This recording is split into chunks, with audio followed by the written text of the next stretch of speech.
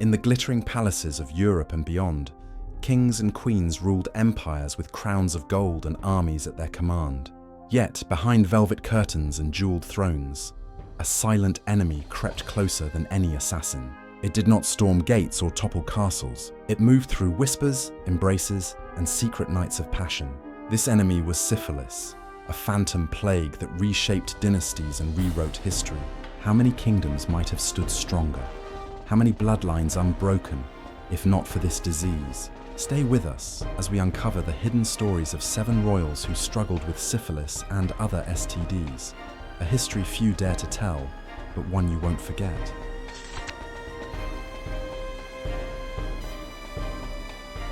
Lorenzo de' Medici was born into one of the most powerful families of the Renaissance, the same dynasty that produced popes, rulers, and patrons of great art. With Pope Leo X as his uncle, Lorenzo was handed armies and titles while still young. He fought with skill and claimed the Duchy of Urbino, his future glowing with promise. But victories on the battlefield did not protect him from battles within. Like many soldiers of his age, Lorenzo lived fast and sought pleasure in risky ways. Syphilis, newly spreading across Europe, was waiting in the shadows. Soon after marrying the French noblewoman Madeleine de la Tour, both husband and wife fell ill. Within weeks of their daughter Catherine's birth, Madeleine was gone. Days later, Lorenzo followed, dead at only 26. The infant Catherine, left orphaned, would rise to become one of France's most powerful queens. Yet her destiny was carved by tragedy. A disease unseen had stolen her parents and altered the path of a nation.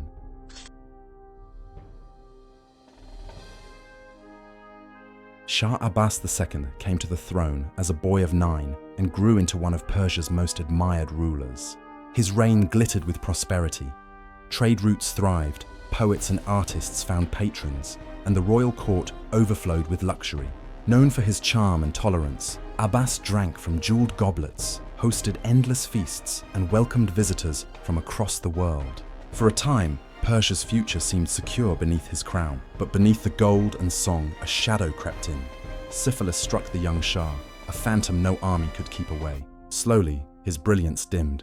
The lively ruler who once dazzled his court began to withdraw from public life. His grand celebrations faded, replaced by silence and isolation. By just 34, Abbas was a shadow of himself, his body failing, his spirit broken. When he died, Persia lost more than a king.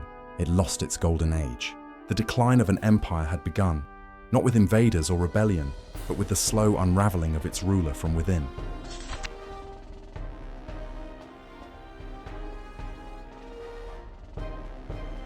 In the decadent glow of Charles II's Restoration Court, few men shone brighter than John Wilmot, the Earl of Rochester. He was a war hero, a razor-sharp poet, and the king's favourite companion.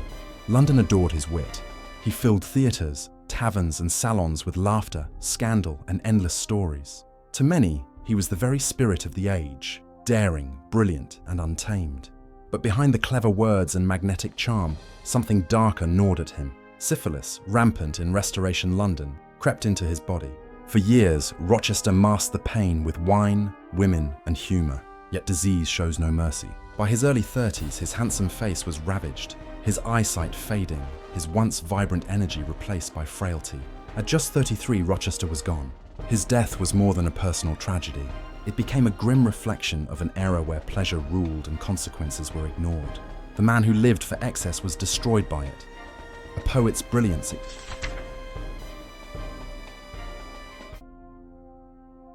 Joseph I seemed to be everything a young emperor should be. Tall, handsome, intelligent, and full of promise. With a progressive spirit, he brought fresh energy into the aging halls of the Habsburg court. He was admired not only for his leadership, but also for his charm. Yet behind the regal image was a man driven by both power and pleasure. From noble women to common girls, Joseph's appetite for affairs was whispered across Europe. But indulgence came with a heavy price. At some point in his youth, he contracted syphilis. The infection, hidden in silence, spread not only through his body but also into the heart of his empire. Without realizing, he passed the disease to his wife, Empress Wilhelmina Amalia. The result was devastating. Once hopeful of bearing heirs, the empress was left infertile. The promise of a secure male succession collapsed. And when Joseph died suddenly at just 32, not from syphilis, but from smallpox, his empire faced a crisis. The absence of heirs ignited the War of Austrian Succession, a conflict that spread across Europe. One man's private illness had unknowingly lit the spark of a continental war.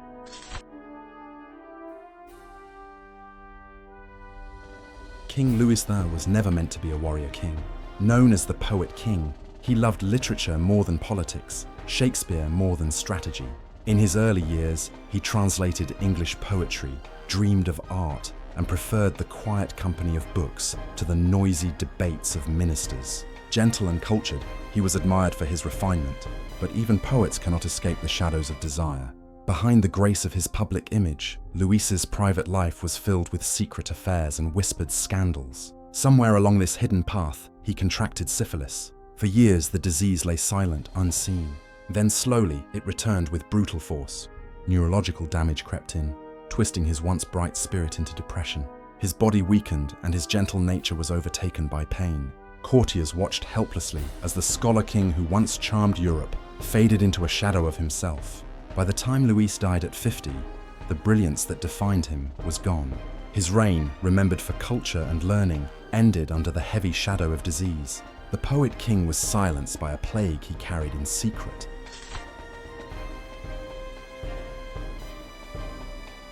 Crown Prince Rudolf, the only son of Emperor Franz Joseph and the beloved Empress Elizabeth, known as Sisi, was the great hope of the Austro-Hungarian Empire. Sensitive, intelligent, and progressive in thought, he was unlike his stern father. But behind the glitter of Vienna's imperial court, Rudolf grew restless. The weight of expectation crushed him, and he sought escape in alcohol, secret affairs, and reckless indulgence. It wasn't long before his choices caught up with him. Rudolf was diagnosed with syphilis and gonorrhea, illnesses that attacked both his body and mind. In a cruel twist, he passed the infection to his young wife, Princess Stephanie of Belgium, leaving her unable to bear more children. The empire's future heir was now trapped in despair, his marriage broken, the dynasty weakened. As his health declined, paranoia and violent mood swings consumed him. Obsessed with death, he withdrew from court life, his suffering hidden behind palace walls.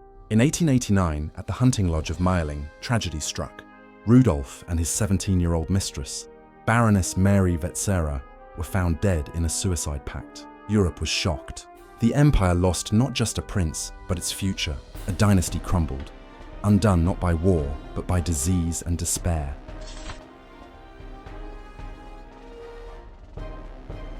Archduke Otto Franz of Austria was born into the grandeur of the Habsburg dynasty, but he became infamous for scandal rather than statesmanship. Nicknamed the black sheep of the family, Otto thrived on shocking behavior.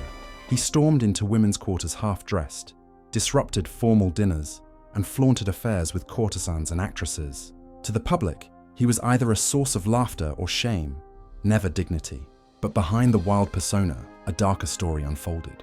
In his mid-30s, Otto contracted syphilis. At first, he ignored the signs, drowning them in drink and distractions. But syphilis offers no mercy. Lesions spread, pain worsened, and soon his face was disfigured. In a cruel humiliation, part of his nose was eaten away, forcing him to wear a rubber prosthetic just to appear in public. Once the center of attention, Otto became an outcast. Shamed and sick, he retreated into isolation. At 41, his life ended, his legacy reduced to scandal and sorrow. Another Habsburg undone by a disease too shameful to name aloud.